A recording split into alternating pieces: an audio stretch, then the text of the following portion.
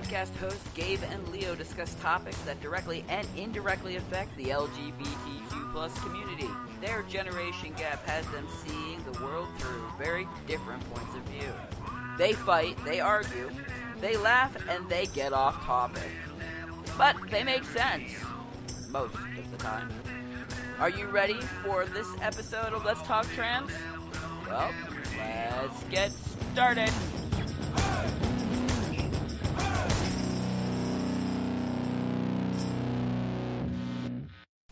I almost did it again. I almost completely forgot to turn the mic on, and that would have just, sucked. Anyway, alright, it's Sunday night here in beautiful, chilly NEPA, and you are listening to Let's Talk Trans with Gabe and Leo. Tonight, more Gabe than Leo, I should say. One of these days I'll get around to changing it, maybe. I don't know. I keep hoping that Leo will come back to me. Tonight, I would like to take a serious note. Not that most of our notes are serious, but a slightly more serious note, less goofiness. And talk about a big thing here in the U.S. And it definitely had its effects around the world, so I'm not even going to say, it's just here in the U.S., but it started here in the U.S., and primarily here in the United States, and that is, today is 9/11. And for those of you who don't know, and I imagine that, most people do at this point because it's you either lived through it, or at this point you've read about it in history books, which is insane to consider that I lived through something that is now being taught in school. But, so, for those of you who don't know what 9/11 is, 9/11 is, it was September 11th, 2001, and this was the day that, it's kind of hard to put into words. I don't want to say it I don't want to say it casually, and then it loses its shock and awe, its monumentalism.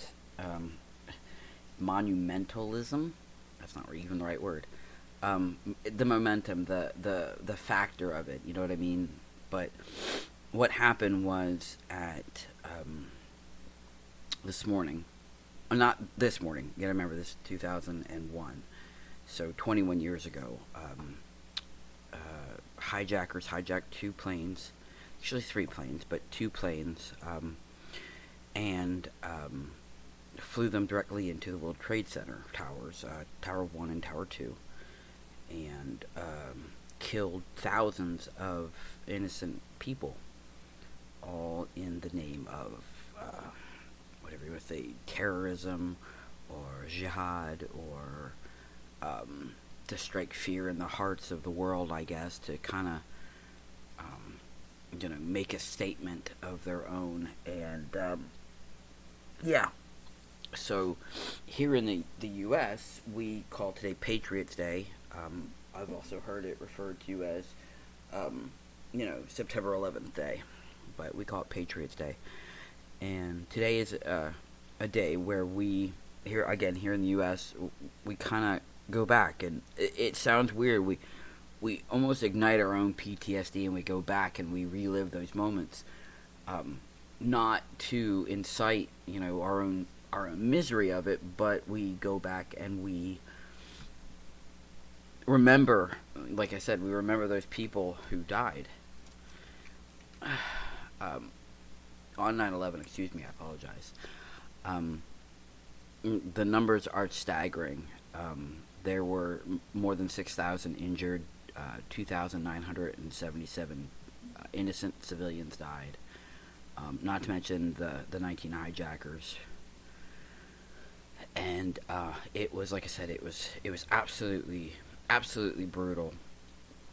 And I'm just, it was an extremist group. It wasn't, just some random thing. It wasn't, it was, like I said, it was insane. But anyway, we've, since that day, though, dozens more have died, due to, complications from breathing in the asbestos, breathing in the smoke, the psychological and emotional trauma, the physical trauma of surviving the incident. We have first responders dying from cancer due to exposure, and they're just, like I said, it's never ending. I apologize because, in addition to, today being today, my allergies have been horrific. So I'm stuffy, I'm congested, I'm itchy. But today was really, really important. Not only, and the thing with this, I was in the military when 9/11 happened. I remember exactly where I was. I think almost everybody who's lived through it does. They remember where they were, what they were doing when that news came on that the first tower had been struck. And I remember I was off duty. I was actually back up here. I had come up here for a wedding, and I had just returned back to my duty station, and I was cleaning up because I had taken an extra day off, so I still had the day off. And I was just like coming out of the shower, and it was on the television, and I went, "Wow, that's a really bizarre accident. Like, did no one see that? What happened? There was no way." And my spouse at the time said, "Oh, what if it's terrorism?" I said, "Nah, it couldn't be. There's absolutely nobody would be dumb enough to attack the United States." And he went back to his computer, and I was sitting down watching the news, and I remember watching the news as the second plane struck, and I went, oh crap. Actually, that's not the word I said at all, but we won't say that word on the radio. And I remember looking at my spouse and going, "Hand me the phone, I need to call in." And I called the base, and they were like, "Yeah, no, look, we're evacuating the base. Stay next to your phone in case we need to do something." And yeah. And I remember being glued to the TV, the rest of the day, and my mother calling me because, of course, I was in the service, and, my father checking in, and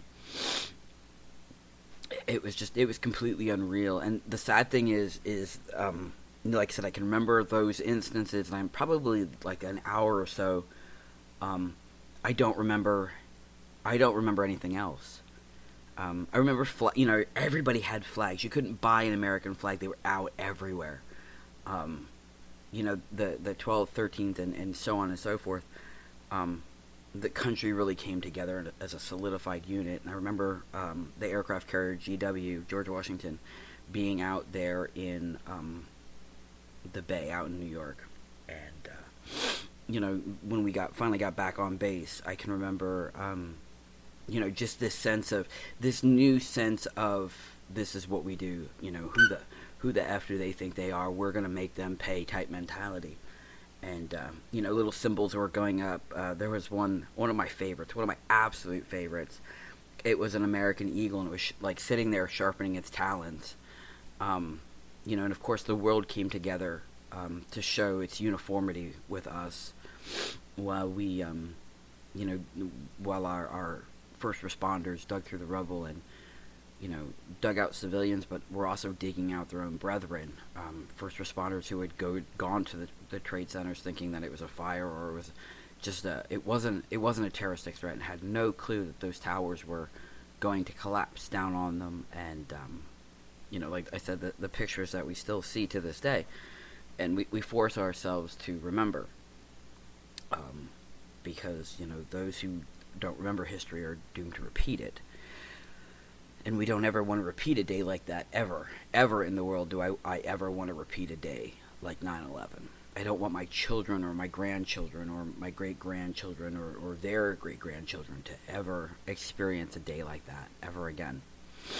But the reason that I'm so focused on this is because of those thousands of people that died, of the thousands upon thousands of first responders, not just at the World Trade Center, but at the Pentagon, and also, the field in Pennsylvania, where they were able to actually foil the hijackers' plan and downed the plane. I found some stories on Advocate.com, because, of course, it struck me as odd that there was no mentions of anyone LGBTQ.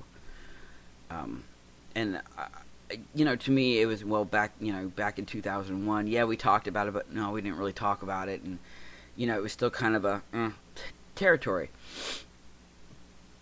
But it was an territory for me. And I can't say the same thing for, people who have been out for so much longer, or, people who were in hiding. I mean, in 2001, I had already started to question my gender, but I hadn't really questioned my gender, if that makes any sense.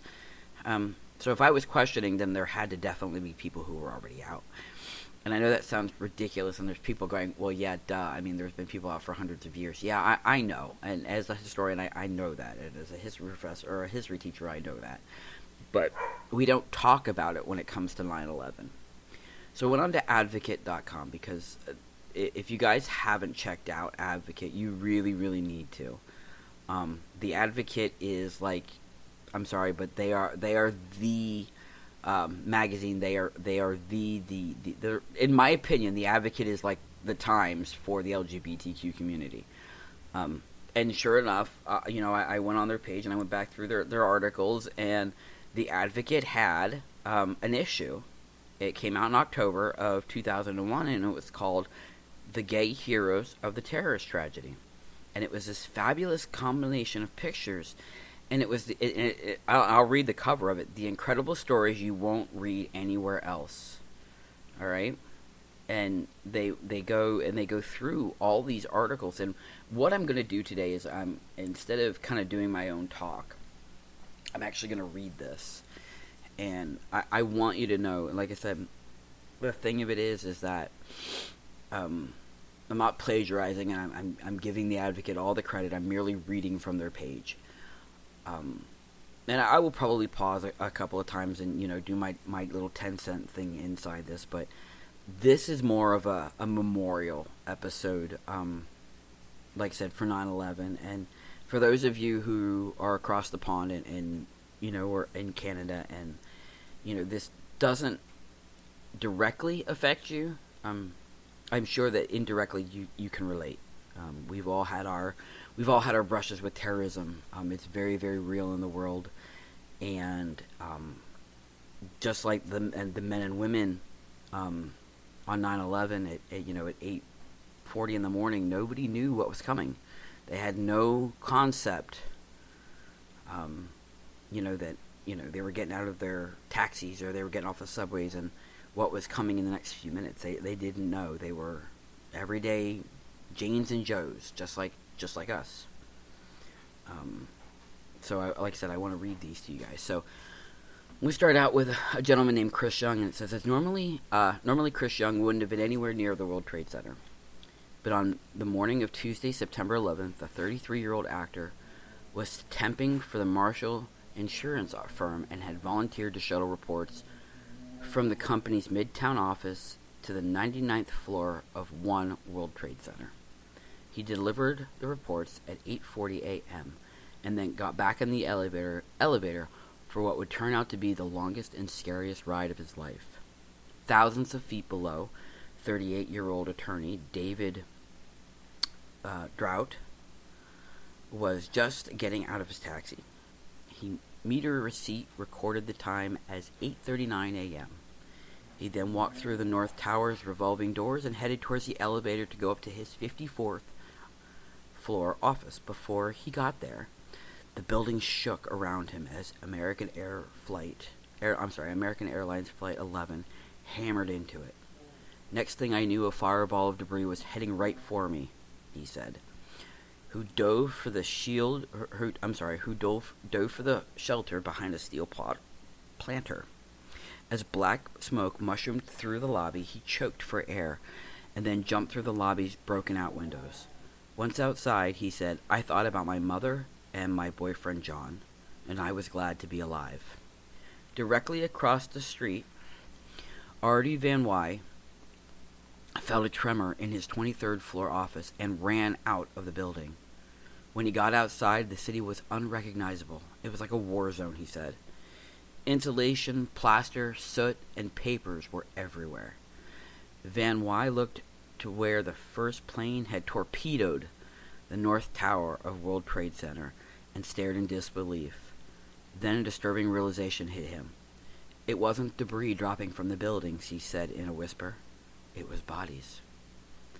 Close by at Bellevue Hospital, Ed, a 23-year-old gay medical student who asked that his real name not be used, geared up to help with the anticipating deluge of casualties. He waited for hours, but there were no patients, he said, because everyone was dead. Now, stuck by himself for about an hour inside the One World Trade Center elevator, Chris Young started to think that he was never going to make it out alive. By this time, he'd felt 2 violent explosions. Never imagining they had come from airplanes pounding into the building, he figured they must have been bombs. He ripped off his shirt and covered his mouth so that he could breathe. Dust was creeping into the elevator.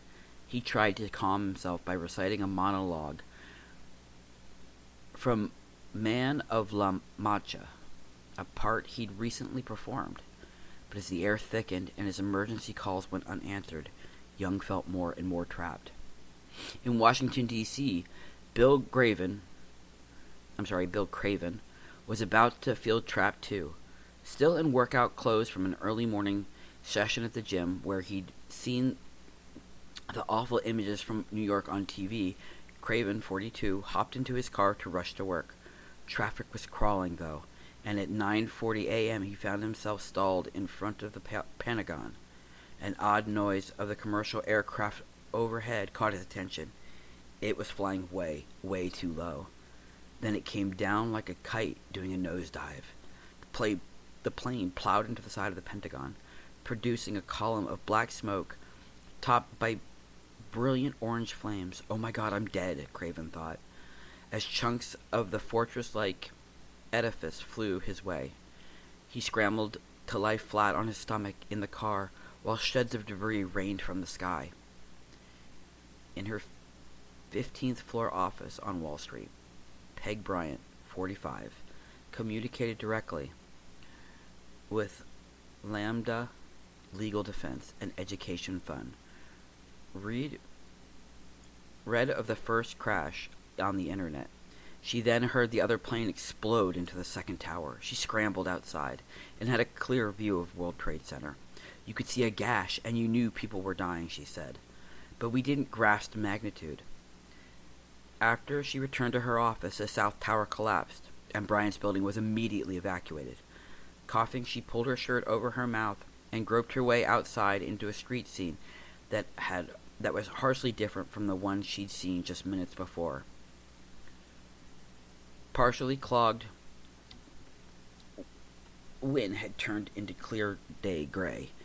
It looked like a hazy winter afternoon, she said.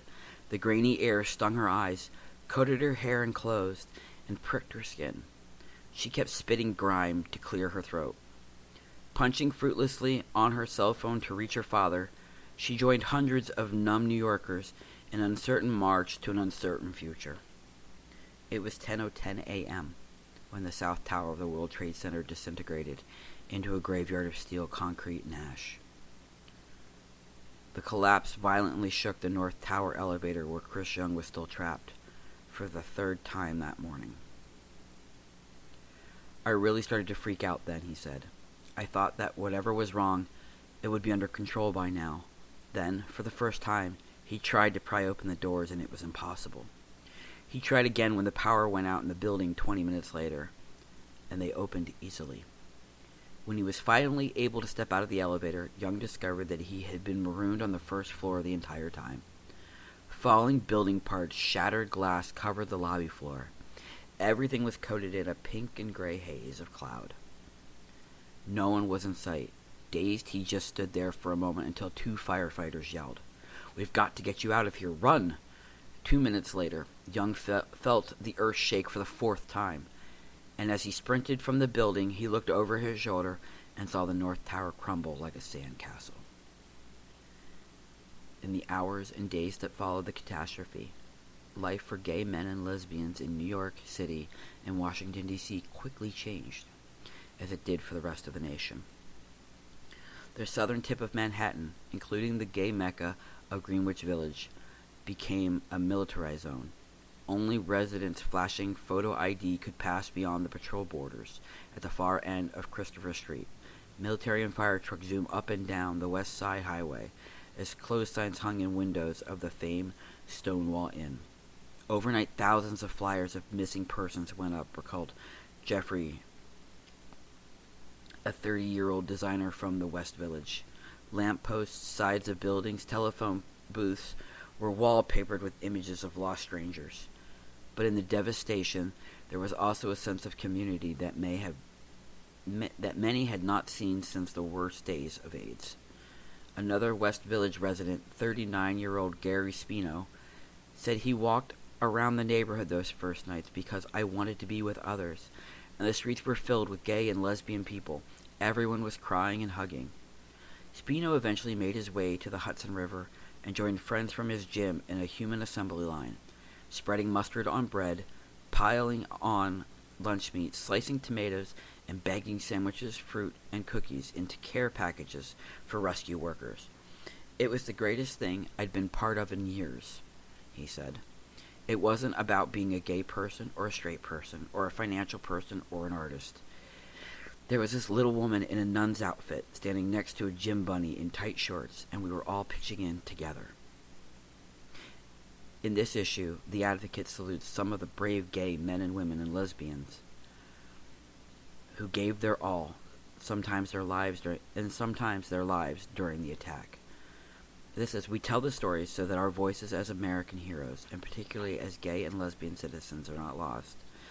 But we know those are just some of the tales of loss and courage. In the coming days, as more names and stories of American heroes are unveiled, other gay men and lesbians will surely be among them. The Advocate joins the nation, not just in mourning our collective losses, but also in celebrating the fine community, the finest our communities have to offer. Like I said, that was just the intro. That wasn't even their stories.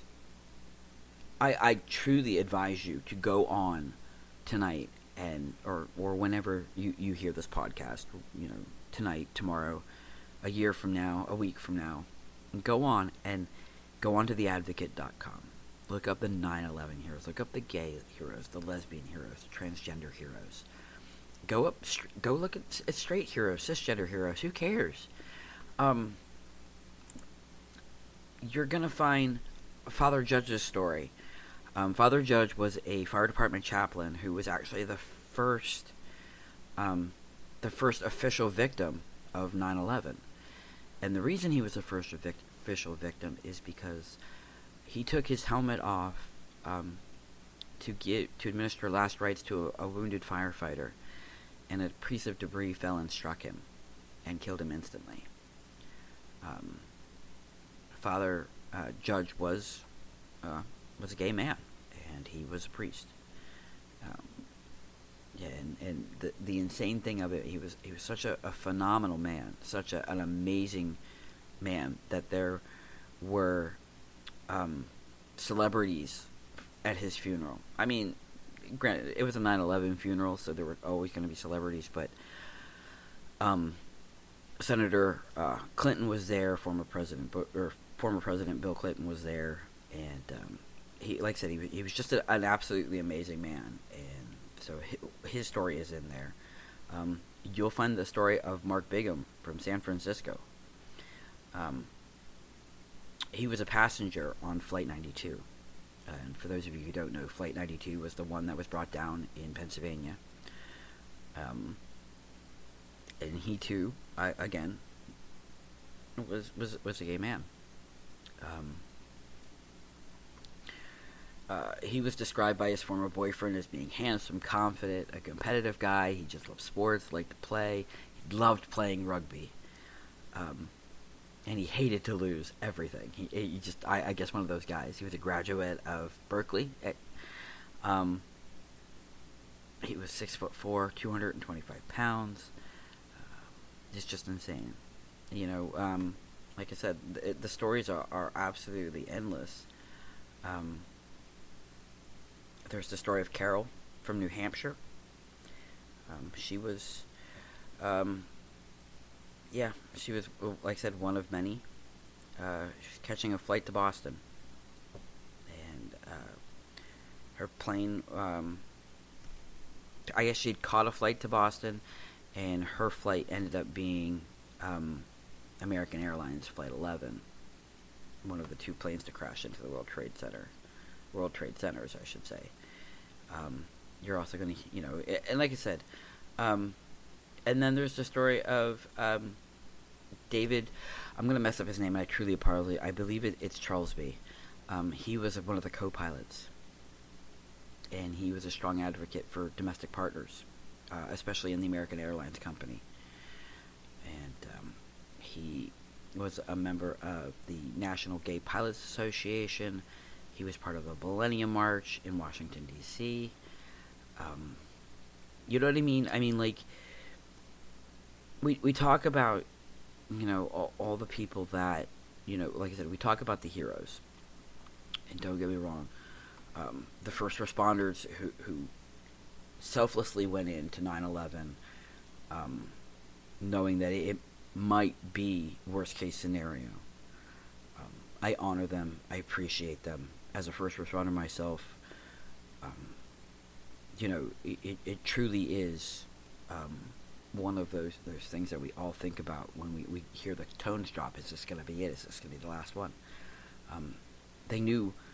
They didn't know what they were getting into, but in the same breath, they knew there was a possibility of what they were getting into. And they are truly, truly heroes. Absolutely. The reason why I'm focusing on the heroes that are gays and lesbians and transgenders is because their stories aren't told. Their stories aren't told outside of our community, outside of, and like I said, and I'm ashamed of this in a sense. This is, I didn't know these people until today. When I started, kind of doing my research about what I was going to talk about on the podcast tonight, I didn't know about David. I didn't know about Carol. I didn't know about Father Judge. I didn't know about these people. And that's a shame. Because, I mean, it's not... Their sacrifices, they shouldn't be forgotten either. Absolutely not. And I know that, like I said, I'm sure, their partners, their families, I know that they haven't forgotten about them. But I have every right to remember them too, as do we all. So, like I said, I could go through this whole thing. There's a family, actually, a gay family, two dads and their toddler that were on one of the flights. And, the National Geographic educator, Joseph Ferguson. Not my buddy Joe Ferguson. This guy's name is James Joseph Ferguson, actually. He grew up in Mississippi. It's kind of funny. This guy grew up, he grew up in Mississippi. He always wanted to be a teacher or a librarian when he was in school. And I laugh because one of my absolute best friends, hands down, has been for, 20 years. His name is Joe Ferguson, and he happens to be a librarian, but he's in Tennessee. So, anyway, this Joe Ferguson actually ended up being a director of geography educational outreach for the National Geographic Society. How's that one for you, in Washington, D.C.? He was also, and he was on Flight 77, which crashed into the Pentagon after taking off from Washington Dulles Airport. But again, and I could read these, and I'd end up literally bawling my eyes out, which is sad. So, and I don't want to do that on the radio because that's not fair.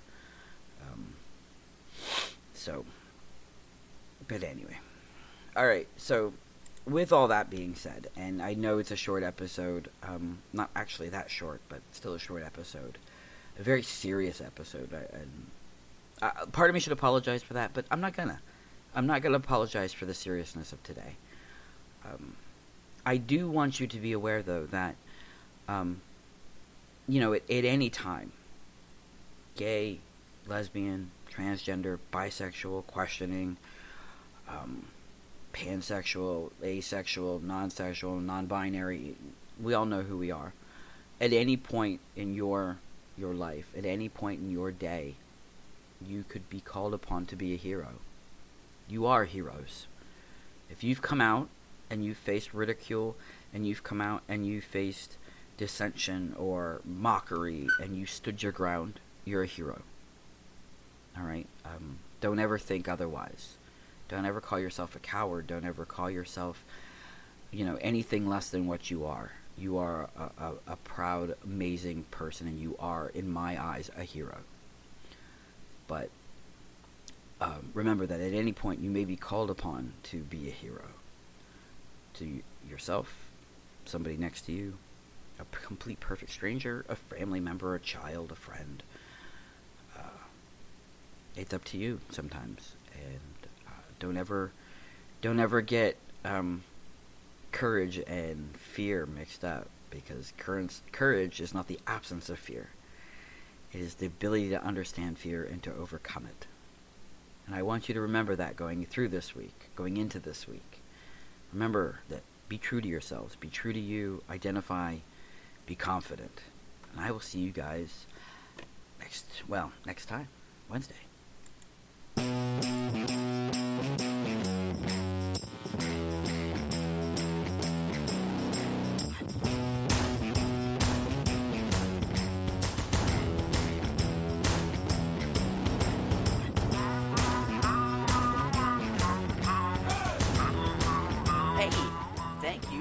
Us on this episode of Let's Talk Trans. We hope you had fun. We know we did. If you like us and you want to hear more, follow us on Facebook. Subscribe on Spotify, YouTube, or Google Podcast, or wherever it is that you get your podcast from. Until next time, stay true to you.